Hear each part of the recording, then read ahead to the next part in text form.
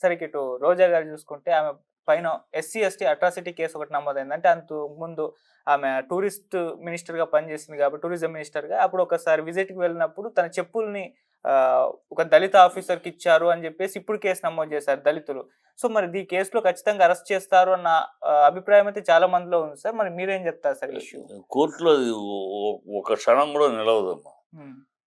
కోర్టులో అంటే చెప్పులు మోయించరు. చెప్పులు తీసి తీసి అతనుగా తీసుకున్నాడు. ఈ అమ్మాయి వాళ్ళ అతనుగా కొంచెం సర్వీస్ ఓరియంటెడ్‌గా ఏదో మంత్రి గారిని చేశాడు. ఓకే. అది అప్పుడు అప్పుడు కలగలేదు బాధ. ఆ 4 సంవత్సరాల తర్వాత బాధ అంటే నవ్వుతారు. హ్మ్. ఆల్రెడీ కోర్టు ఇలాంటి విషయాలు 2, 3 సార్లు ఇప్పుడొచ్చింది ఆ బాధ. ఇన్నాళ్ళు ఏంది నిద్రపోయారని కూడా అడిగింది గతంలో ఒక కేసులో. హ్మ్. సో, ఇయన్నీ కోర్టులో ఊరికే వీళ్ళకేంటంటే కక్ష సాధింపులో ఉన్నారు. ఈ ప్రభుత్వం ప్రజల పరిపాలన చేయటం కన్నా, ప్రజలకి ఏదన్నా చేయటం కన్నా మనం గెలిపించారా, మనం ఇన్ని అబద్ధాలు ఆడి వచ్చామే, దాన్ని ఏదైనా ఈ డై బ దాని నుంచి ప్రజల ఆగ్రహాల నుంచి తప్పించుకోవటానికి ఇలాంటియన్నీ పూటకొకటి, నెలకొకటి చేసుకొస్తా ఉంటారు. ఇప్పుడు ఓకే. రోజాని అరెస్ట్ అదొక చరిత్ర. ఈయన ఎళ్ళాడు ఇన్వెస్టిగేషన్ కలెక్టర్ ఆల్రెడీ సీజ్ చేసిన షిప్‌ని మళ్ళీ నేను సీజ్ చేస్తానంటే ఈయన ఒక బిల్డప్‌లు. హ్మ్. ఏమి ఇయన్నీ ప్రజలు మెచ్చుకునేవి, హర్షించేవి కాదు. ప్రజలు అసహించుకునే చర్యలు ఇయన్నీ. ఓకే. ఆ అమ్మాయి ఎప్పుడో అంటే అప్పుడు మరేమయ్యారు? అప్పుడు నిద్రపోయారా? ఆ! అంటే అప్పుడు విమర్శలు చేశారు. అప్పుడు కేసులు పెట్టారు. నిద్రపోయారా? అప్పుడు నిద్రపోయి కేసు అప్పటికి పెట్టలేదు కేసు. 3 ఏళ్ల తర్వాత ఇప్పుడు మనసు గాయపడిందా? ఏమి అంటే హ్మ్. అర్థం అవ్వట్లేదు జనాలకి. ఇది ప్రి ఎంకరేజ్ చేసి ఒక లిస్ట్ ఏసుకున్నారు. Red book list. ఆ లిస్ట్‌లో ఒక్కొక్కళ్ళని టార్గెట్ చేస్తున్నారు. ఆ ఓకే. టార్గెట్‌లో భాగం ఇది అంతే. అంతేగాని ఈ టార్గెట్‌లతోటి వాళ్ళు బతికేద్దాం, పరిపాలించేద్దాం, 5 ఏళ్ళు గడిపేద్దాం అనుకుంటే ఆళ్ళ కర్మ. ఓకే. ప్రజలు అసహించుకుంటున్నారు. ఆల్రెడీ ఈ 6 నెలల్లోనే చాలా అసహ్యత ఇది జనాలు తిడతన్నారు, బూతులు తిడుతున్నారు. హ్మ్. వీళ్ళేంటి హామీల సంగతేంటి? బడ్జెట్ ఇస్తే బడ్జెట్‌లో కేటాయింపులు లేవు. ఏదో తూతూ మంత్రంగా 2,000 కోట్లు కేటాయించాల్సొస్తే 500 కోట్లు కేటాయించటం. హ్మ్. తూతూ మంత్రంగా అన్నిటికి ఎక్కడ కేటాయింపులు సరిగ్గా లేవు. ఈ హామీలు డొల్లా అని తేలిపోతుంది. హ్మ్. ఈ ప్రజలు అసహించుకున్నారు. ప్రజలు అడుగుతున్నారు, నిలదీస్తున్నారు. దాని నుంచి తప్పించుకోవటానికి ఇలాంటివి చేస్తా ఉంటారు అంతే. ప్రజలు డైవర్ట్ చేయడానికి, మీడియాని డైవర్ట్ చేయడానికి. అంటే వరుసగా ఇది మూడో కేసు సార్. అంతకుముందు 'ఆడుదాం ఆంధ్రలో' 100,00,00,000 స్కామ్ జరిగిందని కేసు పెట్టారు. మళ్ళీ టీటీడీలో అవకతవకలు జరిగాయని చెప్పేసి మళ్ళీ రోజా గారి పైనే మళ్ళీ ఇప్పుడు అట్రాసిటీ కేసు. ఇది మూడో కేసు నమోదైంది. అంటే ఈ సీరియస్‌గా మూడిట్లోనూ ఎక్కడా సరైన బలం లేదు. ఓకే. పెట్టాలని పెడుతున్నట్టే కదా! దేంట్లో బలం అందుకనే లడ్డూ విషయంలో పెట్టారు, నోరు మూసుకున్నారు. హ్మ్. అంతకుముందు పెట్టిన దాంట్లోనూ ఏమి దొరకలేదు. హ్మ్. ఊరినే అనటానికి ఆరోపణలు చేయడానికి ఏముందమ్మా? అపోజిషన్‌గా ఉన్నప్పుడు ఆరోపణలు చేశారు. ఇప్పుడు అధికారంలో వచ్చినాక మళ్ళీ ఆరోపణలు చేస్తున్నారు. హ్మ్. ఈ ఆరోపణలు చేయటం మొదలెడితే చంద్రబాబు మీద ఎన్ని ఆరోపణలు చేయాలి? పవన్ కళ్యాణ్ మీద ఎన్ని ఆరోపణలు చేయాలి? కదా! పవన్ కళ్యాణ్ మరి పాతాళానికి తొక్కుతా జగన్ అన్నాడు. జగన్ రెడ్డి అన్నాడు. హ్మ్. సో, రెడ్డి కమ్యూనిటీని అవమానించాడని కేసు పెట్టొచ్చుగా. పెట్టాలంటే హ్మ్. జగన్ రెడ్డి నిన్ను అధపాతాళానికి తొక్కుతా అన్నాడు. సో, రెడ్డి కమ్యూనిటీని తోలనాడాడు. ఏ వ ఏ కమ్యూనిటీని కూడా తోలగడకూడదు కదా! అదే కేసే తోలనాడాడని కేసు పెట్టొచ్చు. హ్మ్. సో, ఇయన్నీ పిచ్చి వేషాలు, పిచ్చి మార్గాలు, పరిపాలన దక్షత ఉన్న విషయాలు కావు. ప్రజల్ని మెప్పించే విషయాలు కాదు. ప్రజలు హర్షించే విషయాలు కాదు. హ్మ్. ఇదంతా చిల్లర రాజకీయం.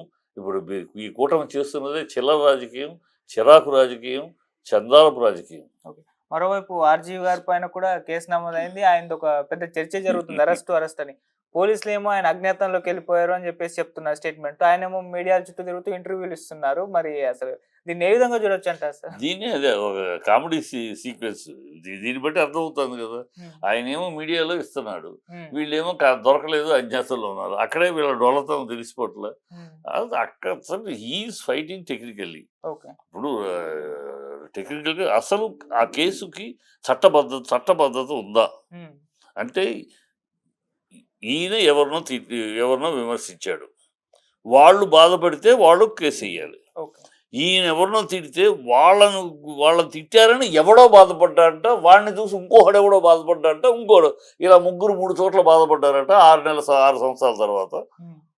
ఆ బాధకు కేసు. అది చట్టానికి చట్టంలో పరిధిలో ఉందా ఈ కేసు? చట్ట పరిధిలో లేదు. ఇలా చేయటం మొదలెడితే ఈ ఇలాంటి కేసులు మొదలు పెడితే ఎవడైనా ఏదైనా చేయొచ్చు కదా! ఎవడి మీదైనా కేసు ఏసేసి అరెస్ట్ చేయొచ్చు కదా! ఓకే. ఎవడు నన్ను నేను నిన్ను అన్నాను. నువ్వు బాధపడ్డావనుకో, నువ్వు నా మీద కేసేసే అధికారం ఉంది. నువ్వు బాధపడ్డావని ఆయన కూడా వేస్తే కేసు ఏమిటి అర్థం ఉందా? అర్థం కేసు ఎవరు పెట్టారు ఒక విషయం పక్కకు పెడితే సార్, ఆయన అలా పెట్టడం, అలా ఫోర్జరీ చేసి చంద్రబాబు నాయుడు గారి గురించి, పవన్ కళ్యాణ్ గారి గురించి, లోకేష్ గారి గురించి ఆ విధంగా ఫోటోలు పెట్టడం, మార్ఫింగ్ చేయడం కరెక్ట్ అంటారా సార్? ఎందుకు వీళ్ళు పెట్టలేదా, వాళ్ళు పెట్టలేదా? ఇప్పుడు పొలిటికల్ సెటైర్లు అమ్మా. పొలిటికల్ సెటైర్లో ఇలాంటివి జరుగుతున్నాయి. మమతా బెనర్జీ మీద పెట్టారు, మోడీ మీద పెట్టారు, స్టాలిన్ మీద పెట్టారు.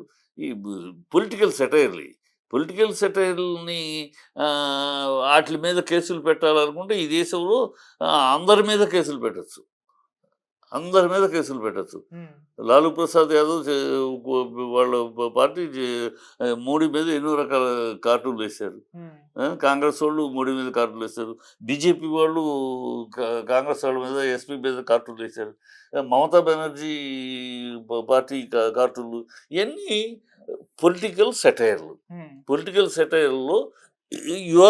When you are in public. నువ్వు నీ ఇంట్లో కూర్చుంటే నేను ఎవడో మాట్లాడు. నువ్వు ఒక పబ్లిక్ లైఫ్లోకి వచ్చినాక పూలు పడతాయి, రాళ్ళు పడతాయి. వాటిని స్వీకరించే దమ్ము, ధైర్యంతో నువ్వు రాజకీయాల్లోకి రావాలి. రాజకీయాల్లో నన్ను పొగడాలి కానీ నన్ను ఎవరు విమర్శించకూడదు, నన్ను ఎవరు తిట్టకూడదు. తిడితే నేను కేసేస్తానంటే అది చెల్లుబాటు కాదు. అసలు అది కరెక్ట్ కాదు. ఇప్పుడు అంటే ఇతను చేసి తప్పే అనుకుందాం కొంతసేపు, ఇతను రాసేది.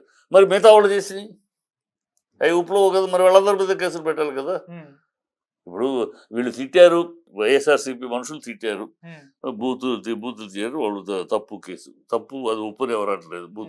రాజకీయాల్లో బూతులు తయారని ఆడవాళ్ళన్నారు. కరెక్టే. చంద్రబాబు వైఫ్ని గురించి అసెంబ్లీలో మాట్లాడేది తప్పే, 100% తప్పే. మరి అది తప్పు అని అందరూ అంగీకరించినప్పుడు, జగన్ నువ్వు మీ నాన్నకు పుట్టావా, మీ నాన్నకు పుట్టలేదు, మీ అమ్మకు పుట్టలేదు, నువ్వు నీ చెల్లెలు అని మేము అనను ఏంటో సెటైర్గా అనను. మీ భార్యకి ఎంతమందితో పరిచయం ఉందో ఈ మాట నేను మాట్లాడను అన్నది తప్పు కాదా? జగన్ మీ తాతగారు పుట్టింది, మీ తాత రాజారెడ్డి గారు పుట్టింది, వాళ్ళ నాన్నగారు రెండో పెళ్ళానికి పుట్టాడు. వాళ్ళకు ఆ రెండో పెళ్ళానికి పుడితేనే ఆయనకు పుట్టింది రాజారెడ్డి, ఆ తర్వాత రాజశేఖర రెడ్డి, నువ్వు. సో మీది సజావు ఇది కాదు ఒకరు అని అన్నారు. ఈ తప్పు కాదా? అది తప్పున్నప్పుడు ఈ తప్పు కదా. మరి వాటి మీద కేసున్నప్పుడు ఈ తప్పు కదా. ఆడవాళ్ళని నిందిస్తారంటే మరి రోజే ఆడదు కదా. నీ బతుకు బయట నా దగ్గర బయట పెడతానని పబ్లిక్ మీటింగ్లో మాట్లాడాడు ఆనా వెంకట్రామరెడ్డి. తప్పు కదా. బండారు సత్యనారాయణ ఆయన మాట్లాడాడు, తప్పు కాదా. డైమండ్ రాణి అన్నాడు పబ్లిక్ మీటింగ్లో ఒక ఆడదాన్ని, అవి తప్పు కాదా. ఇలా తప్పులు లెక్క చూస్తే అటు ఇటు ఉన్నాయి. చేస్తే మీరు సిన్సియర్ అయితే అందరి మీద కేసులు పెట్టండి. ఈ పార్టీ ఆ పార్టీ లేకుండా అందరి మీద కేసు పెట్టండి. ధైర్యం ఉంటే, దమ్ము ఉంటే, నీతి ఉంటే, నిజాయితీ ఉంటే, రీతి పద్ధతి ఉంటే అందరి మీద పెట్టండి. అంతేగాని వాళ్ళంటే తప్పులు బూతులు, మీరంటే మంత్రాలు వేదాలు అన్నట్టు. మీరు మాట్లాడే తిట్లు, మీరు చెప్పిన మాటలన్నీ మంత్రాలు వేదాలు. ఇతరులు మాట్లాడితే మాత్రం బూతులు తప్పులు అంటే దాన్నే కక్ష సాధింపు చర్యలు అనేది, దాన్నే డైవర్షన్ పాలిటిక్స్ అనేది.